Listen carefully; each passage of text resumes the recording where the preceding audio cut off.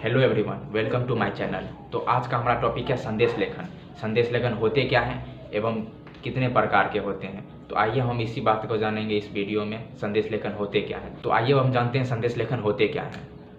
संदेश लेखन का मतलब होता है किसी व्यक्ति से दूसरे व्यक्ति को अपने विचार और भावनाओं को साझा करना। संदेश लेखन का मतलब है किसी दूसरे व्यक्ति से ने अपना विचार भावना करना, साझा करना, उसी को संदेश लेखन कहते हैं। अब आइए देखते हैं एग्जाम में संदेश लेखन कितने प्रकार के होते हैं और एग्जाम में किस तरह लिखने से हमें नंबर मिलता है। तो आइए चलते हैं। तो आइए अब जानते हैं संदेश के प्रकार के बारे में। संदेश कितने प्रकार के होते हैं।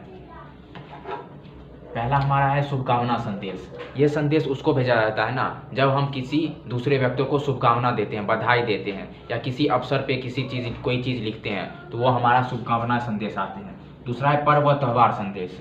इसमें वे संदेश आते हैं ना जब हम किसी पर्व एवं त्यौहार में ना किसी को संदेश भेजते हैं तो वो हमें पर्व एवं त्यौहार संदेश कहलाते हैं। फिर आता है हमारा शौक संदेश। किसी व्यक्ति को ना जब हम शौक संबंध कोई संदेश भेजते हैं ना तो उस पर संदेश को हम कहते हैं शौक संदेश। फिर आता है हमारा व्यक्तिगत संदेश। ये इस संदेश में ना जो हमारे नज़दीकी लोग होते हैं ना, जो हमारे नज़दीक रहते हैं, उन लोगों को संदेश भेजने में हम लोगों को व्यक्तिगत संदेश कहलाते हैं।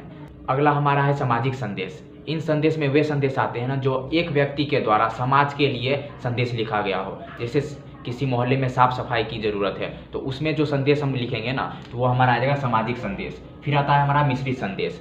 इन संदेश में ना जो हम अपने लिए नहीं बल्कि दूसरों के लिए लिखते हैं, जो कि जब भी अभी कोरोना महामारी आया था उसके लिए, कभी किसी को डेंगू, अगर शहर में डेंगू फैल रहा है उसके लिए जो संदेश लिखेंगे ना वो हमारा आता है मिश्रित संदेश। तो अब हम जानते हैं एग्ज़ाम में कौन सी पॉइंट लिखे जो हमें मार्क्स मिलते हैं, एग्जाम में हमें लिखने पर कौन सी बातों का ध्यान रखना चाहिए। तो चाहिए चलते हैं। तो आइए हम जानते हैं एग्जाम में संदेश लिखने वक्त हमें किन बातों का ध्यान रखना चाहिए। सबसे पहले संदेश सरल व संक्षिप्त शब्दों में होनी चाहिए, वो प्रभावशाली भी। सबसे पहले हम जब संदेश शब्द लिख रहे हैं ना, संदेश लेखन, तो हमें सरल शब्द में लिखना है ताकि एग्जामिनर को हर शब्द समझ में आ जाए। दूसरा हमारा है संदेश लेखन 30 से 40 शब्दों में होना चाहिए। कम से कम संदेश लेखन 30 से 40 शब्दों में, ना कम ना ज़्यादा, लगभग 30 से 40 शब्दों में। फिर हमारा है शायरी, दोहे, श्लोक एवं उसका प्रयोग करें। संदेश लेखन में अगर आपको शायरी, कविता या श्लोक जो भी आए ना तो उसको डालने की ज़रूर कोशिश करें। फिर हमारा है संदेश लेखन में विषय वस्तु पर ध्यान दें। संदेश लेखन में जो टॉपिक दिया है ना उस टॉपिक को छोड़े ना, अगर उससे अलग जाएंगे तो काफ़ी नुकसान हो सकता है, मार्क्स कट सकते हैं आपके। इसीलिए विषय वस्तु को ना छोड़ना चाहिए संदेश लेखन लिखने वक्त। संदेश लिखने को एक बॉक्स या घेरा सीमा में बंद कर दे। जब सब कुछ लिख देना उसके बाद एक बॉक्स में घेरा कर दे जिससे संदेश लेखन अट्रैक्टिव लगे। तो अब आइए जानते हैं मार्क्स डिस्ट्रीब्यूट। तो आइए अब जानते हैं मार्क्स डिस्ट्रीब्यूशन कैसे होते हैं एग्जाम में। सबसे पहला हमारा रचनात्मक प्रस्तुति। रचनात्मक प्रस्तुति में ना तुम संदेश को किस तरह लिख रहे हो, उसमें स्लोगन डाल रहे हो कि नहीं, कविता डाल रहे हो कि नहीं, उसमें चित्र तुमने डाल रखे हो। अगर नहीं डालोगे ना फिर भी कोई दिक्कत नहीं, लेकिन इससे क्या होता है एग्जामिनर को अट्रैक्टिव लगता है। तुम्हारा तुम जो संदेश लेखन लिखोगे ना वो अट्रैक्टिव दिखता है, तो वो हमारा रचनात्मक प्रस्तुति में आता है। दूसरा हमारा है विषय वस्तु। विषय वस्तु में ना तुम्हारा टॉपिक क्या है, संदेश में ना क्या बोला है टॉपिक लिखने के लिए, उसमें विषय वस्तु है। विषय वस्तु को तुम उस टॉपिक पे लिख रहे हो कि नहीं, उस टॉपिक को कहीं छोड़ तो नहीं दिए, तो वो हमारा आता है विषय वस्तु। रचनात्मक प्रस्तुति अगर ये लिख देना तो ये आपका 1 मार्क्स यहाँ पे कंफर्म हो गया। दूसरा आता है हमारा विषय वस्तु।